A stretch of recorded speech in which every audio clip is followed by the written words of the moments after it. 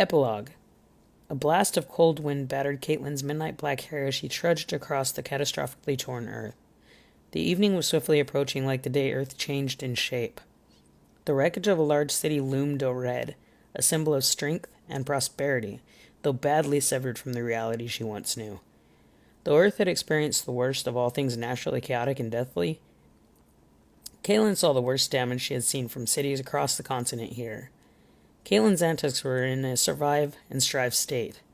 Passing still-worn and shredded cars, she searched rapidly for anything that would make her life easier along the way. As she pulled back an SUV door, a young woman gasped in surprise. Caitlin guessed the girl's age to be approximately 15 years old. She shuddered and quickly responded, "Are there any more survivors here?" The teenager nodded. An asteroid the size of Rhode Island violently struck the Northern American continent somewhere near the Great Lakes on the evening of July 4th of 2022. On that fateful day, Caitlin had opted to visit a friend in California who was having a party for the holiday. The sun was setting. 2 states from her normal residence in Texas, and as a vacationing college student, she watched the landscape whiz by. One more state to go, she whispered, though, to herself as they were pulled away from the station in heat-radiating Arizona, so she pressed the window down and opened. She had less than an hour to wait to beat her destination and whisked to a party she had anticipated most of spring semester.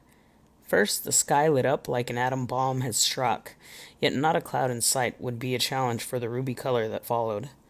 Within moments, a wave of earth shifting traveled throughout the continent, disabling most of the electronics and moving everything as if an earthquake had suddenly jolted the crust several feet from normality.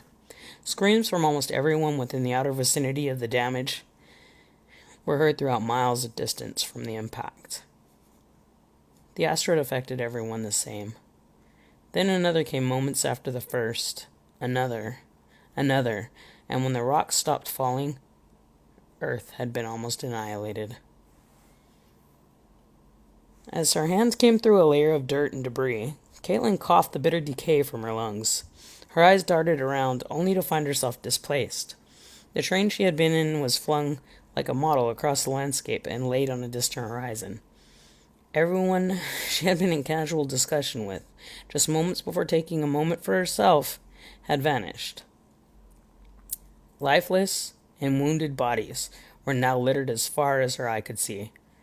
She expected to see something similar to train tracks, but nothing but cement, dirt, and pieces of wood were about her. She pulled herself to her feet, wood and dirt falling away, as a sharp pain wrung through her head like she had been hit bluntly at her crown. She had suffered a few bruises, but nothing was present to indicate that she had been hit by anything. All things considered, maybe she simply fell from the flung train's window onto her head. She wondered how she got to the location she had woke. Getting to the party had left her mind uneasy and disregarding. Much more to worry about festered in her consciousness, and for a moment she could think nothing but pleading for anyone's presence. Here in this vast reshaped land was nothing familiar. She looked upon her summer dress to find shredded piece of cloth throughout. As she called for help, nothing surrounded her to suggest anyone else was alive. No help would come for Caitlin, for her surroundings had been obliterated of life. She wandered perilously from city to city, inching her way to what we used to call Los Angeles. She had found clothing she stripped from now naked bodies. She found shelter in nooks and crannies of a past and destroyed civilization. Long nights of raging storm came and went, as if Earth thirsted for the clamor of thunder and the burning remains of trees lightning brought. No rain came. A drought had spread across the land, was sapped of moisture. At times, hunger left her parched of sanity, and she hunted like a ravenous beast, stalking and preying on anything that moved. She came to favor the roasted flavor of her catch, which was often rodent. Caitlin had become a survivor, and in all her glory, she was alone. As she wondered, she thought about family, friends, her boyfriend. Surely they were all still alive in Texas. She had not moved toward Texas, but toward her destination, like the parties would somehow still be happening and awaiting her untimely arrival. Perhaps she was traumatized. She longed to feel the security of an embrace and the consideration of her lover. In moments of rest, she was sure that someday she would find survivors in this barren waste of space, and perhaps get to live a fulfilling life with him. As the sun rose, Caitlin woke. 10 years had passed since the falling asteroid took her livelihood. Laying atop a warm sleeping bag, Caitlin pulls a 60-liter backpack up to her chest and dives one hand inside, pulling free a satchel of nuts. Quickly popping a few nuts in her mouth, she gazes out over the horizon to again lay eyes upon Los Angeles. The same old place I've become so fond, Caitlin whimpers. She had been from Texas to Los Angeles 4 times during the decade. Not a single soul was found alive. Caitlin had become a hardened and seasoned veteran of living in wilderness. The tears that once flowed so easily from her gradually stopped, and she knew that no search party would come for her, nor would she be a savior. She had compromised to always be a solo search party. From city to city, her searches landed the same results. Time after time, she hoped to find someone only to be left frustrated and discouraged. She knew the result would always lend this weakness, and she beckoned difference. Coming to the boundary of Los Angeles was easy. Buildings and decayed remains started and did not end until exiting the city. An old Union-type bank stood as a beacon of promise. The money had long been a thing she had striven to obtain. She came into the city at noon. She loved the city because there was so much there could be found. Skipping across Tinseltown, she had an objective in mind. Today she would find a tent. Though so many other stops were to be had, homeless had encampments, and in these cities inside a city, she'd find necessity that made life easier lived.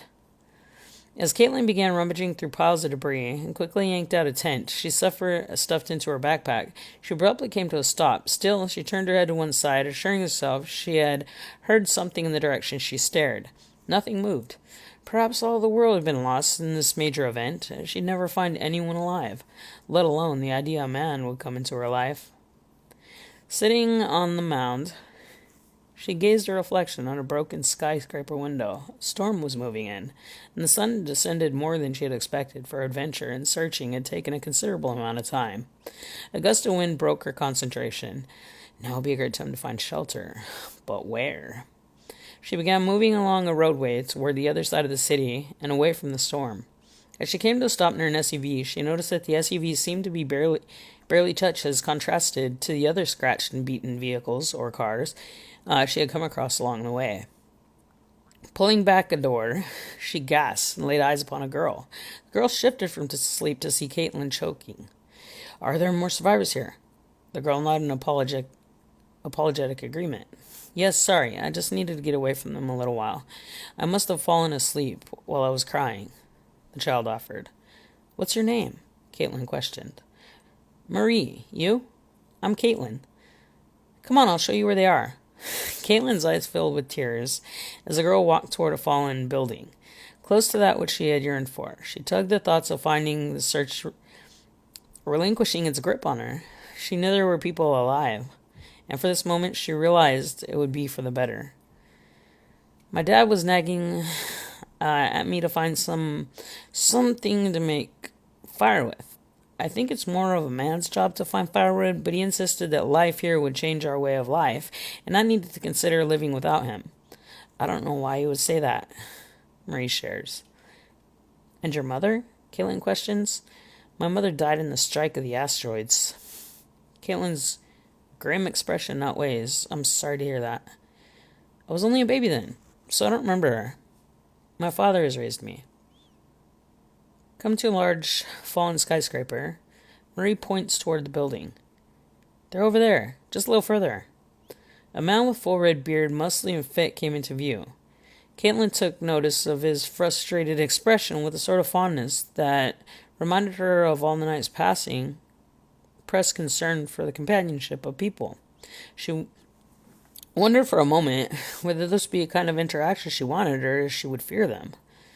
Were there many more? "Is he your father?" Caitlin asked. Yes, from the look of his face, I'm about to be reamed. The man quickly interjects, Marie, where have you been?